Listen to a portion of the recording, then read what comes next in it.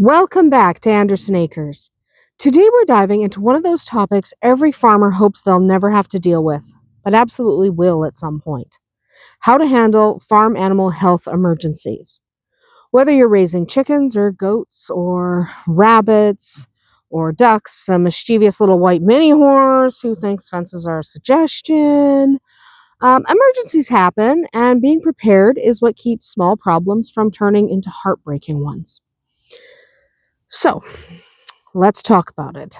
Today, we're going to talk about the real steps you can take, signs you should never ignore, and how to keep a level head when things get chaotic. Now, one of the first things I want to stress is that on a hobby farm or homestead, you are the first responder.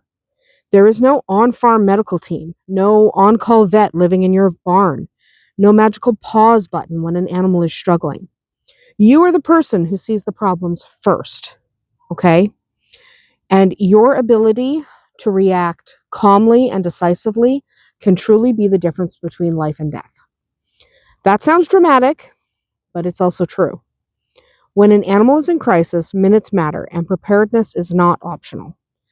Before we get into specific emergencies, we need to talk about something that makes a lot of new farmers uncomfortable. Getting close enough to your animals, physically and mentally, to recognize when something is off. Every single species on the farm has its own baseline. The way they act, the way they move, the way they breathe, the way they eat, even the way they stare directly into your soul like you owe them money. Knowing your animals on a normal day is what lets you spot an abnormal day within seconds. And trust me, the animals give you clues long before things turn critical. It's just a matter of training yourself to see them. Most problems, except for, your horse injured himself or something, most problems do not crop up overnight, okay? Most problems have been sitting there staring you in the face for a couple of days. The only way you're going to see them is if you are up close and personal with your animals on a daily basis. You can't be like, well, I had someone else do the chores for a week, or you need to have your eyes on these animals regularly, every day.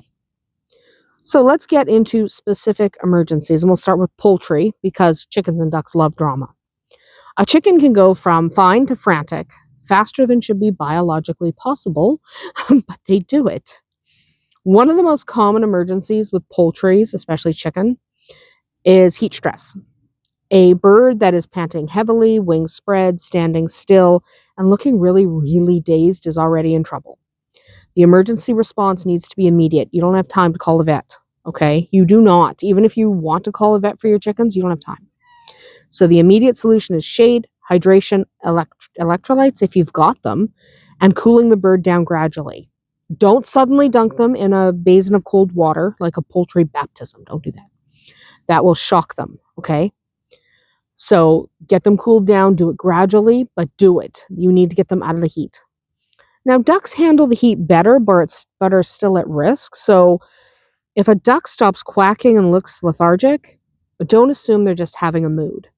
Ducks are almost never dramatic unless something is genuinely wrong. So if your ducks are acting off, something is up, okay?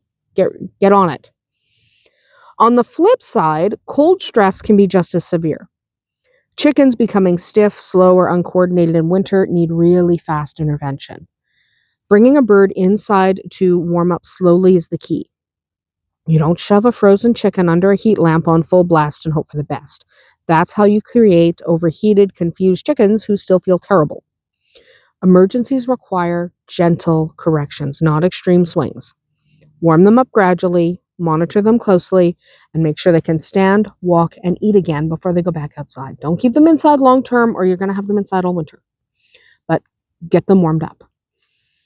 Another poultry emergency is egg binding, which can kill a hen in hours if it's ignored. The hen will look lethargic, tail down, kind of waddling, probably straining a little bit, sometimes sitting in the nest box forever, like way longer than is normal for that bird. It's a quiet emergency because hens don't scream about it. They hide it. The moment you notice the signs, bring her somewhere warm and calm. Some people use a warm, steamy bathroom, some use warm baths, some gently apply a little lubricant near the vent, and some people call the vet immediately. Every approach depends on how severe the case is, but ignoring it's not an option. The bird will die. The longer the egg is stuck, the worse the prognosis. So you have to treat egg binding. You can't just sit there and go, well, if he lives, he lives. Either do something or put the bird out of its misery. Don't eat don't eat microphones. Also, that's a medical emergency. So don't eat microphones. Anyway, you do need to treat an egg-bound chicken. You also see injuries in chickens because chickens are part feather and part chaos. A bird with a bleeding comb or a puncture wound from a predator or a ripped out feather can create what looks like a horror movie in the coop. The emergency in the moment is to stop the bleeding, separate the injured bird so the others don't pick on the wound, and clean things up as best you can. Chickens are weirdly enthusiastic about pecking at red things, so you do not want your hen's injury to turn into a flock-wide science experiment. Apply pressure, use flour or styptic powder if you have it, and once it's not actively bleeding, move on to cleaning and protecting. Duck, duck, duck, and horse. Now let's talk about rabbits. Okay? We'll talk about rabbits a little bit because rabbits are sweet, adorable, fuzzy little round clouds who they're biologically designed to hide illness until they're practically falling over dead. So I can forgive you if you don't notice a medical problem with your rabbit until it's too late or nearly too late. Rabbits are horrible. The most common emergency with rabbits is GI stasis.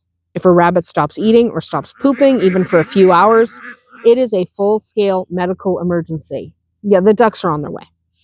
So it's a full-scale medical emergency if they're not eating and they're not pooping. One or the other or both. It's a medical emergency. Rabbits need their digestive system running constantly, and when it slows or stops, things escalate quickly. Your response should be immediate. Warmth, hydration, gently massage the tummy, and get them to a vet as soon as possible. A rabbit that's quiet is normal. A rabbit that's too quiet is in crisis. Rabbits also experience issues like heat stress or wounds from other rabbits or injuries from falls or poorly judged jumps. We had one that did that. If a rabbit is limping or dragging a leg or grinding its teeth, kind of hunched up in pain or refusing to eat, don't wait and see. There's no wait and see. When rabbits look injured, it's bad. Okay? Waiting is the worst thing you can do. Rabbits can't verbally complain, so pain shows up as silence, as hiding, as teeth grinding, or as just a refusal to move around at all. The sooner you intervene, the better the outcome. And yes, I know it feels dramatic to rush to the rabbit hutch because someone didn't finish their pellets, but that overreaction saves lives. Overreact with rabbits, okay? They are horrible for things like that. Moving on to goats, because goats seem healthy right up until the moment they aren't. There's chickens behind me. There's always chickens behind me. I'm being stalked. But goats, healthy until they're not. Goats are masters of pretending everything is fine, and then suddenly they're on the ground looking like they've only got 5 minutes left on this earth. One of the most alarming emergencies you're going to see with goats is bloat. Okay? A goat that is swollen on the left side, uncomfortable, kicking at their own belly, grinding teeth, or laying down and getting up repeatedly needs immediate action. Like immediate. Walk them, massage their bellies, give them anti-bloat treatments. If you have them, call the vet. Those are the things you want to do, okay? As quickly as humanly possible. If you don't do it in time, they're going to die. A bloated goat can crash fast, and you cannot ignore it till morning. A goat with bloat will not wait till morning. They will be dead by morning. Treat it now. Another goat emergency is choking. Goats inhale food like it's a competitive sport. We lost one to choking. And sometimes when they're inhaling their food, it doesn't go well. If a goat is coughing violently, drooling, stretching out its neck, or panicking, act fast. Massage the throat gently, encourage them to swallow, and monitor closely. If the goat goes quiet, seems to be struggling for air, or collapses, it's a red alert emergency for immediate vet involvement. And you might not even have time. A choking goat is terrifying, but if you act quickly, you might be able to turn it around. So stay calm and do what you can to help that goat. Do know that a goat that's choking, there's a not zero chance you won't be able to help, but try. Okay. And there's not a ton of time. It's one of those things. So lameness and injuries in goats are also really common because they're bonkers. You can give them a perfectly safe pasture and they'll still find the one nail you didn't think existed. If you see limping or swelling or heat, where you have like the leg is hot to the touch, or a goat refuses to bear weight on a leg, that is an emergency until proven otherwise. Check the hoof for foreign objects or infections or abscesses. Clean what you can. Keep them contained so they're not tearing something worse. And call your vet if there's heat, a strong smell, or severe pain. Goats are stoic up to a point. So when they show pain, believe them. They're not milking it. They don't have that in them.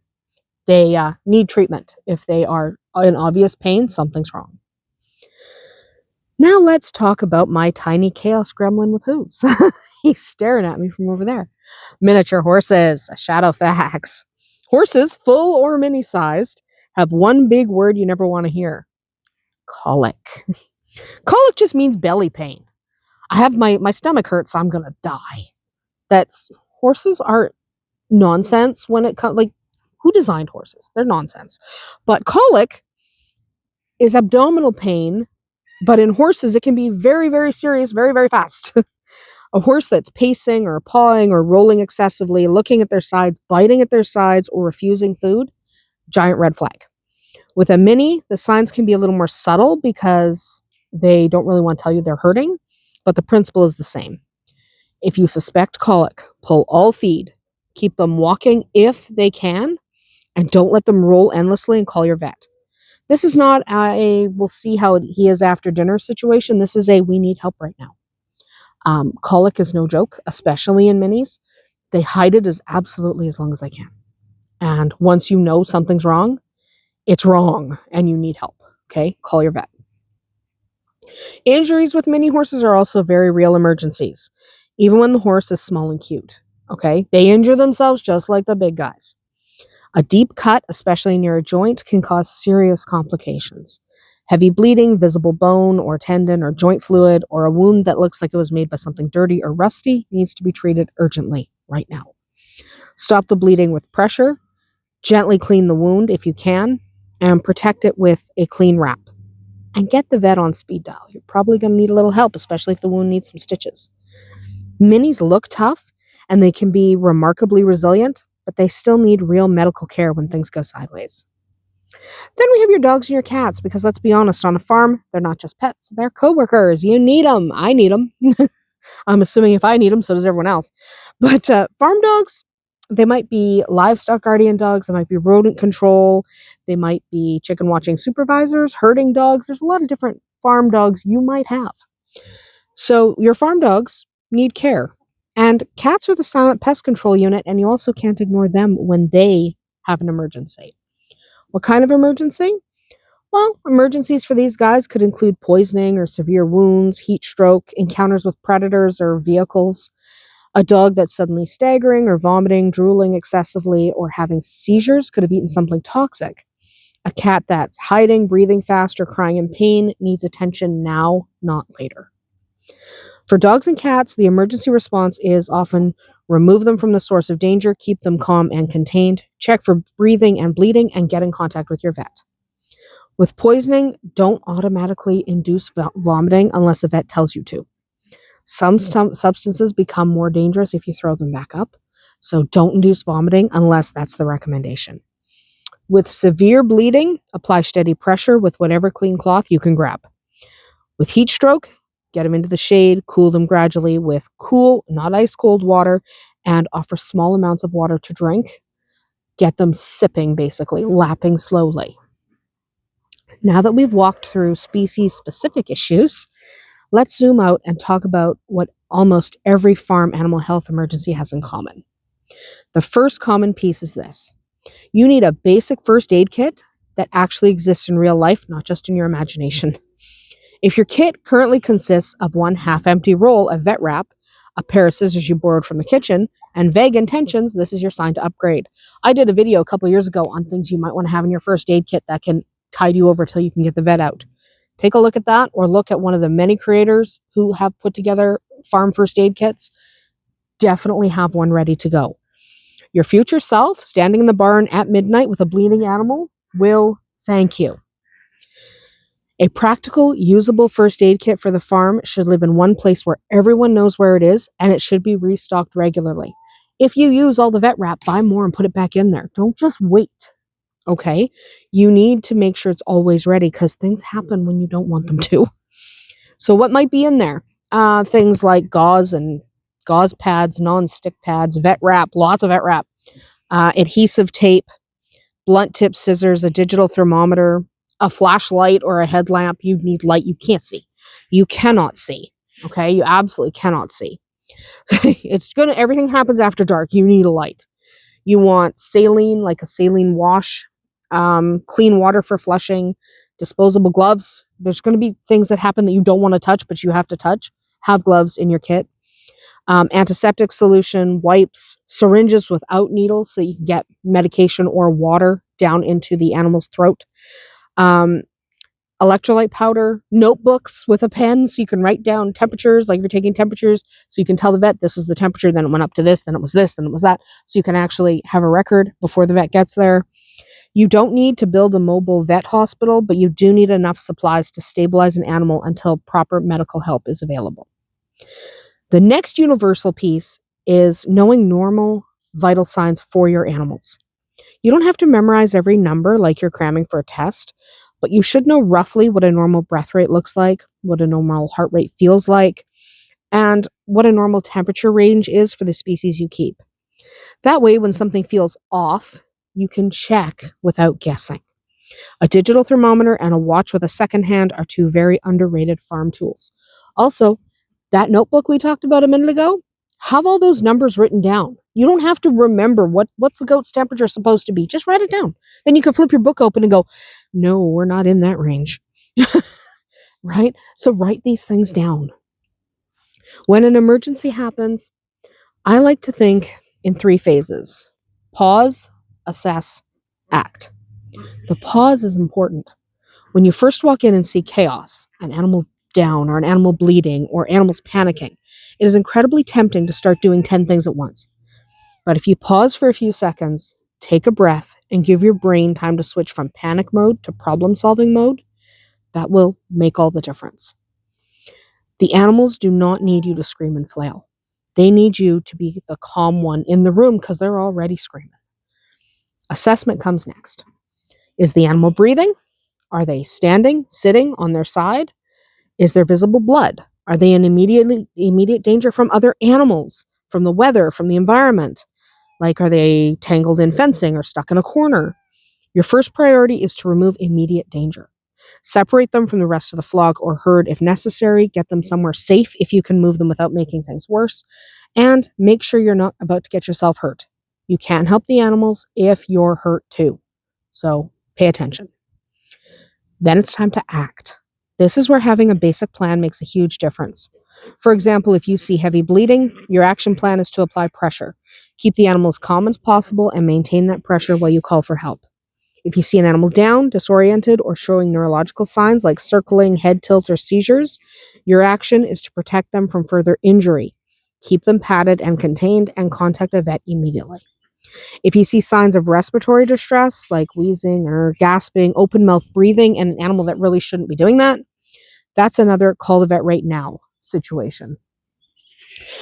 Let's talk about when to call the vet, because this is where a lot of people hesitate. Nobody wants the vet bill. No one wants to be the person who calls for every little thing either. But on the other hand, you don't want to be the person that waited too long and your animal died. My personal guideline is this. If the animal is in obvious pain, if they're not eating or they're not drinking or they're having difficulty breathing, if there's heavy or persistent bleeding that I can't control, if they can't stand, if I have this awful gut feeling that something's off, like something's terrible is about to happen, I pick up the phone.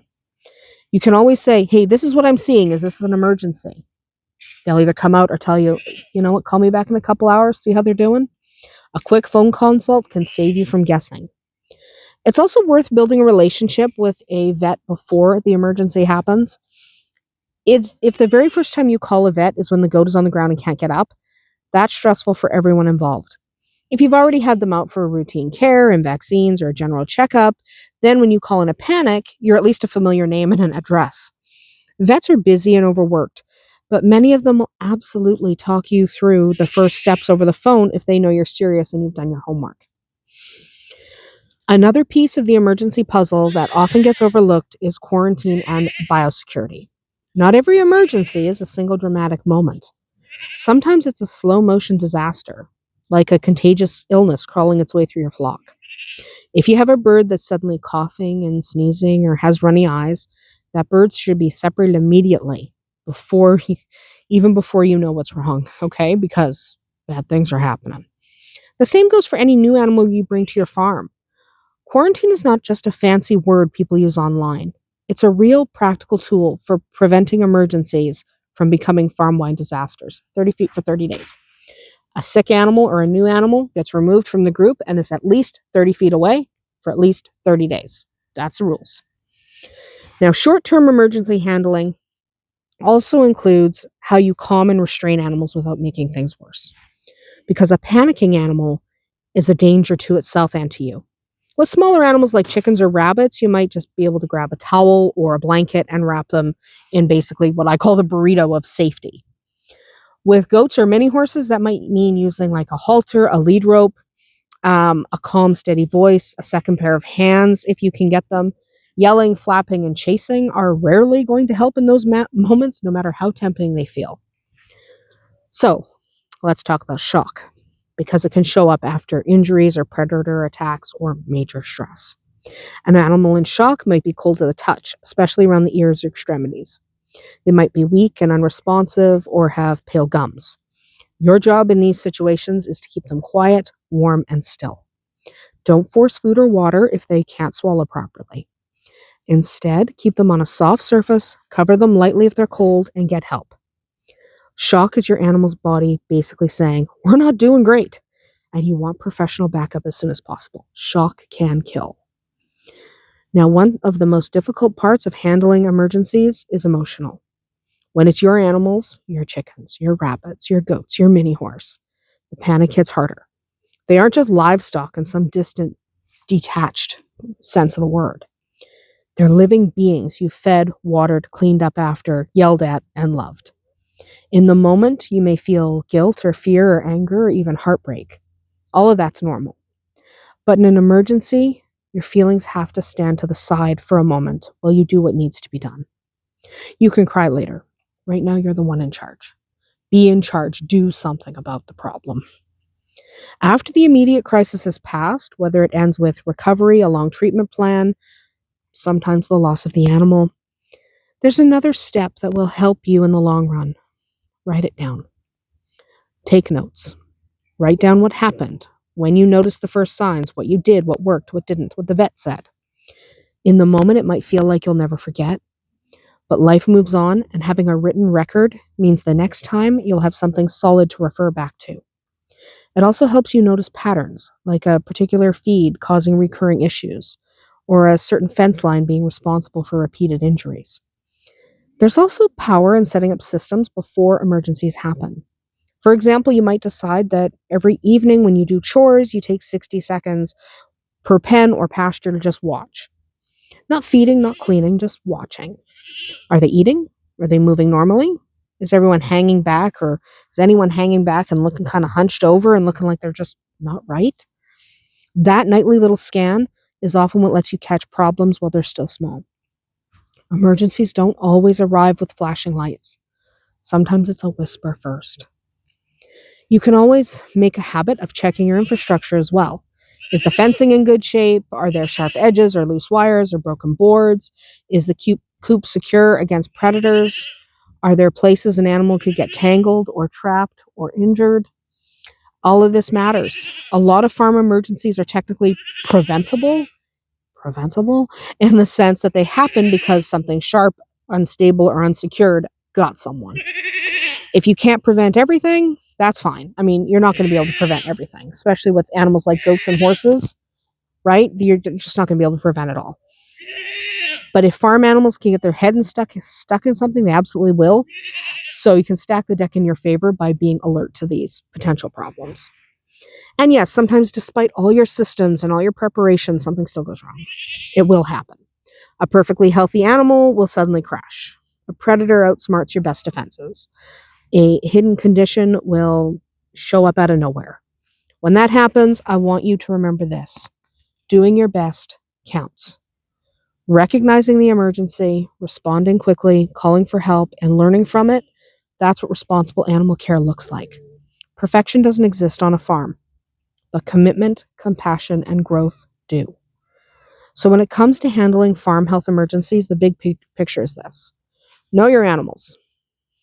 Prepare your supplies. Learn the common red flags, and be willing to act quickly, even if you're scared or uncertain. It's better to overreact and have it turn out to be nothing than to underreact and wish you had done more. Over time, you will build confidence. The first emergency will shake you to your core. Okay? It just will. The 10th one will still shake you, but you'll have a mental checklist, a stocked first aid kit, and a vet who already knows your name because you've done this 10 times before. So build confidence by tackling the problem head on. The first one's going to suck. Okay? No matter how prepared you are, the first time it happens, first time something bad happens, it's going to suck. But you will learn, you will gain skills, you will get better at this. You'll get better at dealing with it emotionally and physically, and you'll know what to do a little bit quicker. But the first one's going to suck. Sorry, it is. That's about it for me here today at Andersen Acres. If you've ever had a wild or unexpected animal emergency on your own farm or homestead, I'd love for you to share the story down in the comments. What happened, what you learned, and what you would do differently now. Your experience might be exactly what someone else needs to hear before they face the same situation. I'll see you tomorrow.